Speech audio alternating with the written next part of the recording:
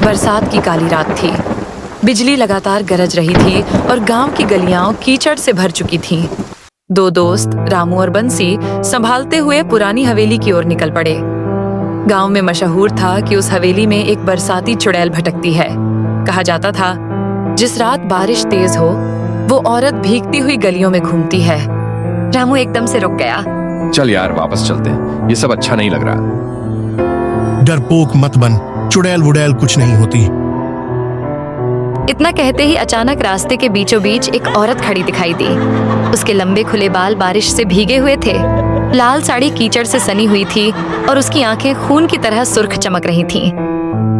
रामू और बंसी दोनों ठिठक गए, सांस अटक गई। रामू फुसफुसाया, ये वही है चुड़ैल। औरत धीरे धीरे उनकी ओर बढ़ने लगी। उसके कदमों के साथ घुंघरुओं की हल्की आवाज गूंज रही थी। बंसी का चेहरा सफेद पड़ गया। भाग रामू, भाग। दोनों डर के मारे चीखते हुए उल्टे रास्ते भागने लगे।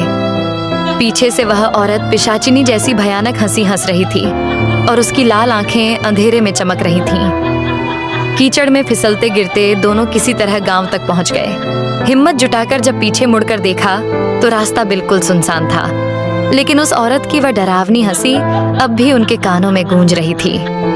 गांव पहुंचते ही लोग कहने लगे, तुम दोनों किस्मत वाले हो। जिसने उस चुड़ैल को सामने से देखा वो कभी जिंदा लौट कर नहीं आता। वह दोनों डर के मारे अपने अपने घर चले गए और फिर कभी रात को उस रास्ते पर नहीं गए।